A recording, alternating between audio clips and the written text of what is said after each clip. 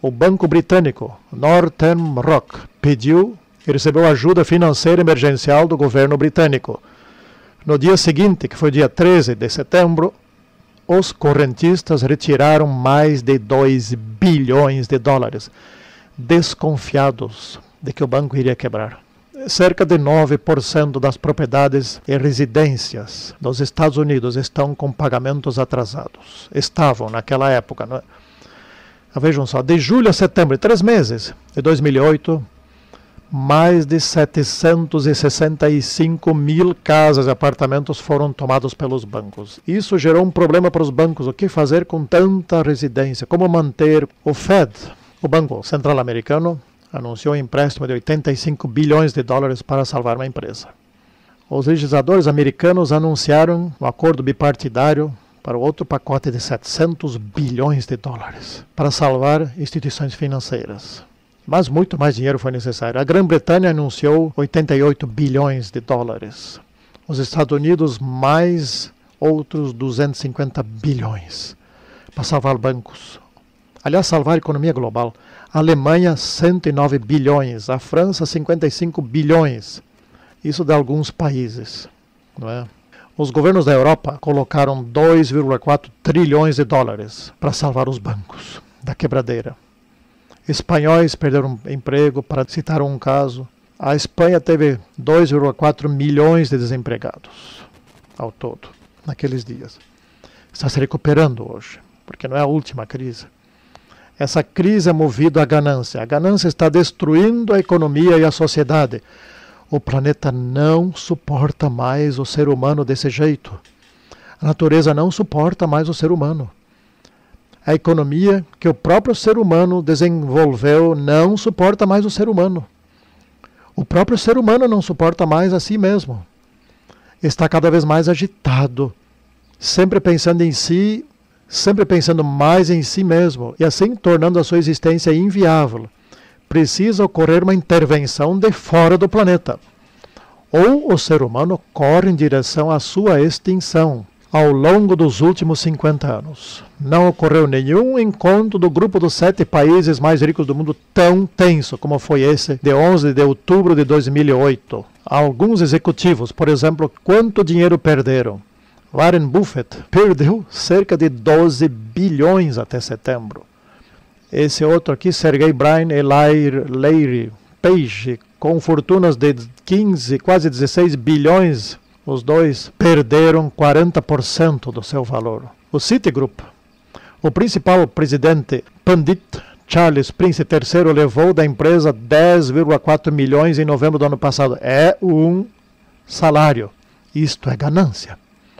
E o Citi ainda pagou a título de bonificação no começo de 2008 8,3 bilhões a seu vice-presidente do conselho, Lewis Caden, e 19 milhões a Michael Klein, que é o co-presidente.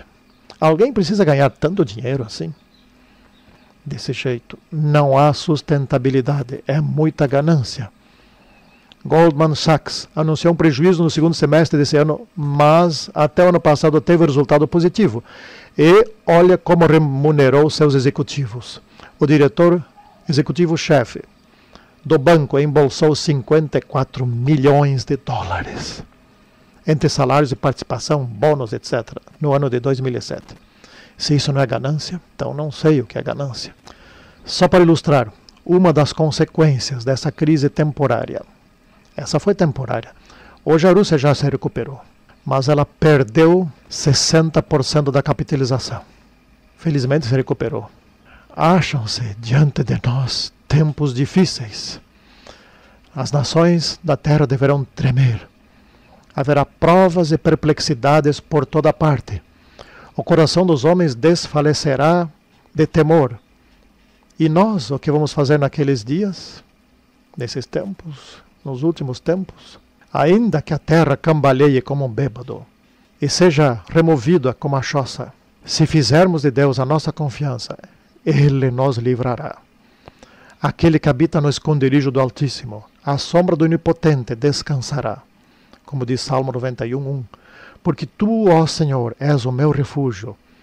O Altíssimo é a tua habitação, nenhum mal te sucederá.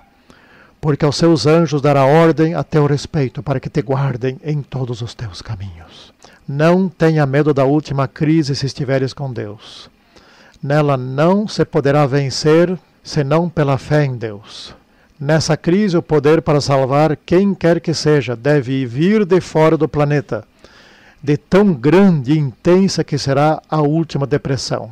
Diz a Bíblia, em um de seus trechos proféticos de 2 Timóteo 3, 1 a 13, que resumiremos: os homens serão egoístas, avarentos, enganando e sendo enganados, arrogantes, sem domínio de si, vão de mal a pior, amigos dos prazeres cada vez mais.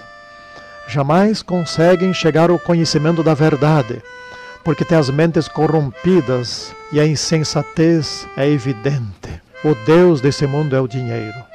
Mas esse Deus está destruindo o planeta e tudo o que nele há. Os seus súditos fazem isso. O teu Deus, se quiseres permanecer, continuar vivendo, deve ser outro, aquele que está por retornar a essa terra. Não há outra esperança senão Jesus. Busque saber sobre esse assunto. A atual situação do planeta não é outra coisa senão um grande conjunto de previsões proféticas que estão se cumprindo. Isso deve ser suficiente para quem conhece, para saber que a promessa de Jesus voltar é confiável. Busque saber mais sobre esse assunto. Ele é de vital importância para os nossos dias. O nosso futuro pode ser diferente da tendência da sociedade humana. Há uma esperança e ela não é desprezível.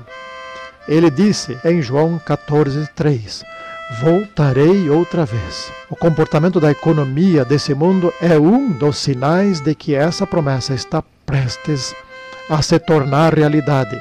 É, portanto, um privilégio vivermos nos dias em que grandes coisas positivas acontecerão neste surado planeta.